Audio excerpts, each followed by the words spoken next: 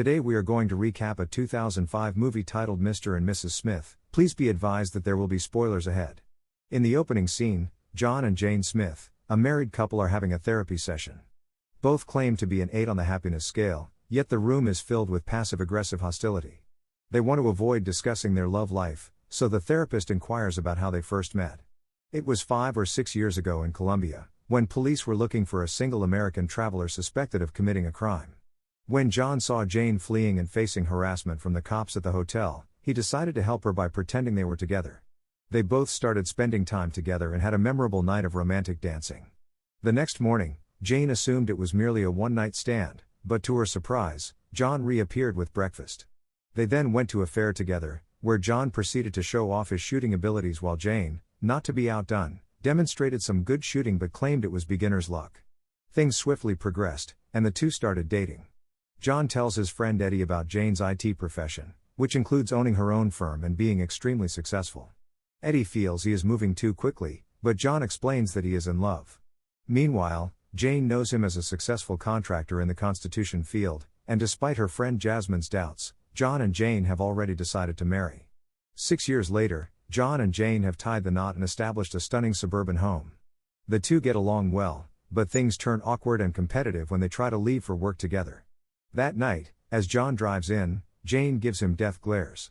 He puts on his ring and checks for bloodstains on his collar before entering, where they both grin and greet one another. Secretly, they both demonstrate some high-level abilities, with John quickly creating a hoop without looking and Jane skillfully balancing on a chair but stopping when John steps in. That night, John sees Jane take a call and then get ready. She clarifies that she got a call about a server crash downtown and then leaves, with John trailing behind. Armed guys bring Jane to her room when she arrives at a hotel. Inside, a man emerges, beaming. Jane removes her coat, revealing dominatrix attire, and asks the man if he is ready to have fun. Meanwhile, John arrives at a bar and wanders drunkenly into a back room looking for a restroom. There are some men playing poker, with one chair unoccupied. They chase John out of the room until he flashes a coil of cash, at which point they realize he is completely intoxicated. They explain that their friend will be returning shortly, but they encourage John to join them for a game of laughter and pleasure. When the absent friend reappears, John immediately shoots him before easily killing everyone in the room. Meanwhile, Jane has tied the man up, and he believes he is in for a good time, until Jane snaps his neck, murdering him. She gets dressed before his guards notice what's going on, then escapes using a grapple hidden in her handbag, floating to the ground and getting into a cab. When she gets home, John nearly catches her, but she manages to change. The following day, John visits his tool shed, which houses a secret safe house filled with weapons and cash. After he leaves, Jane leaps out of bed, revealing her own secret hidden behind the oven. She pulls out a knife and gun. John arrives at his construction company, which is a front for a contract-killing firm, and Eddie is his partner. After shutting the office windows, John checks in with his employers and receives a contract to eliminate a prisoner known as the Tank. Jane's company, located downtown, dedicates an entire floor to her contract-killing firm. She discovers the contract on Tank's head, and her boss advises her to contact him before their competitors do. Then Jasmine briefs her on the details. Jane arrives at the area and waits for the target to approach after deploying sensors and mines along the road. She then notices a car speeding over the desert, blaring music, which knocks over one of her sensors and triggers the mines to activate. It turns out that John is on his way to accomplish the goal. He comes out of his car and draws a rocket launcher, prompting Jane to grab her rifle and shoot him. John recovers, gets his launcher, and fires at his adversary. The mines detonate prematurely and the target escapes.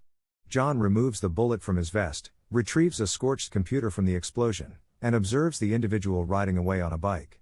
Subsequently, John confronts Eddie and informs him about the professional woman he encountered during the incident, who was responsible for shooting him. Meanwhile, Jane comes to her office, outraged and demanding to know who the man was. Her boss encourages her to discover and kill her attacker, and she instructs her girls to start looking for him. John brings the burned laptop to a technician, who is able to extract some information and obtain a billing address, which he recognizes. He walks over to the building and stakes out the area. He checks the address and is surprised to see his wife's name there.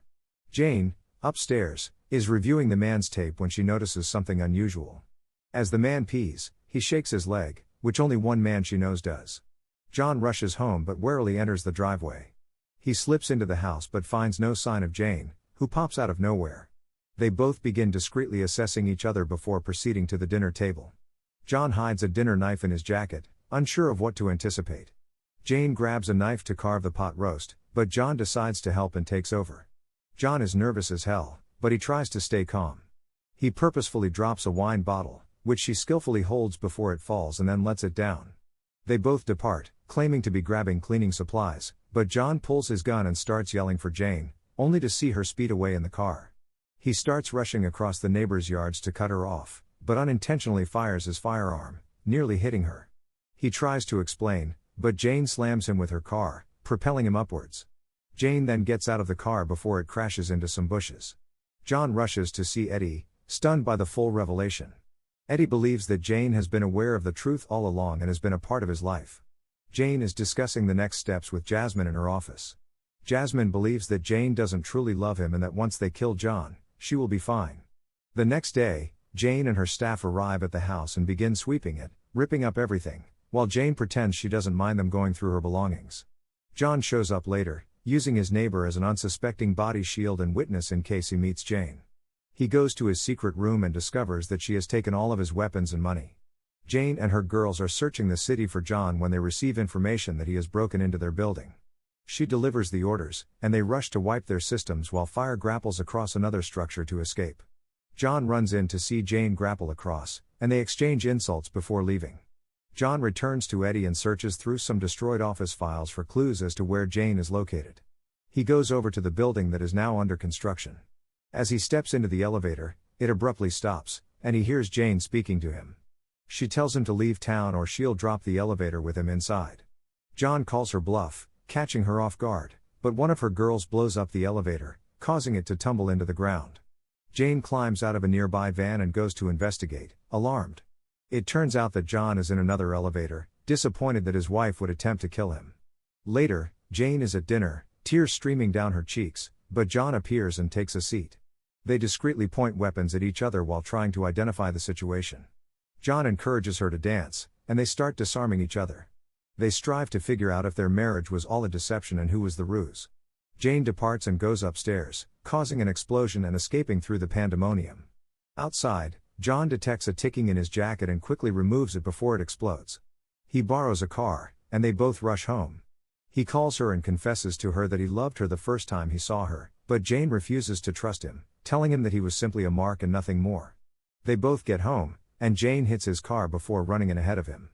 John sneaks through his neighbor's house and notices Jane approaching with a weapon in her hand. Through a window, John successfully enters the house, retrieves a hidden gun, and searches for Jane, only to encounter shotgun blasts. The two initiate a gunfight inside the house, resulting in the destruction of everything in their path. Once pinned down, John removes the gas lines, causing a massive explosion. After disarming Jane, the two engage in a violent combat, hurling each other around the house, with John treating her equally. They end up in a standoff, but John lowers his gun because he can't shoot her. Then they realize they are madly in love and put aside their fights. That night, Eddie is at home when he receives word of a $400,000 bounty on both John and Jane's heads. In the morning, John and Jane attempt to prepare breakfast in the torn-up kitchen, all smiling and ultimately content with one another. Outside, a mail truck arrives, but the man has come to deliver bullets. The man launches smoke grenades into the home, triggering lasers to search for them. They race to the cellar and grab their weapons when they hear footsteps upstairs. A bomb explodes in the basement, but the couple narrowly escapes before the house's destruction. Hitmen pursue them after they steal their neighbor's car and head to the road. Jane takes over the steering, while John performs the shooting. He confesses to her that he was once married, and Jane gets more angry after feeling jealousy. The guys attempt to shoot and board the car, but the couple manages to stay ahead until Jane uses her driving skills to clear out the remaining cars. They proceed to visit Eddie, who informs them that both of their firms are seeking their heads, and unless they can identify a more significant target, their fate is sealed. Jane then finds out about the tank and his confinement. So, to relieve their own pressure, the two decide to seize him and hand him over. Jane is on the surveillance as John breaks in. He breaks into the room and murders all of the men before retrieving the tank from his cell and returning him to the van. They bring him back to a motel and begin questioning him about why their employers are following them. He admits that their bosses realized their marriage and baited them to kill each other. He admits he has a tracker on him. At that moment, helicopters and armed agents surround the motel. They burst into the room, only to find the tank. While hiding in the sewers, Jane wants to leave, but John insists they settle this once and for all.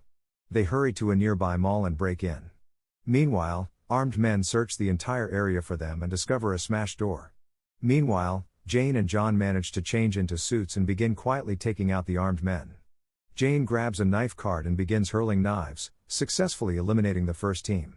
They come under heavy gunfire as men begin to surround them. Jane is shot, and John rushes over to grasp her, but they are both hit with shots and fall into a little cabin. They reveal their body armor and glance outside, only to discover their encirclement. They prepare themselves for a spectacular exit. They rushed out, unloading their magazines and dodging rocket fire.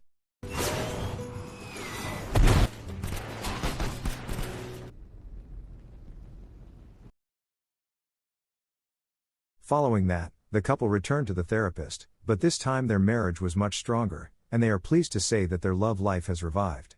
Thanks for watching. If you are new, don't forget to subscribe for more of these recaps. Until next time, have a nice day.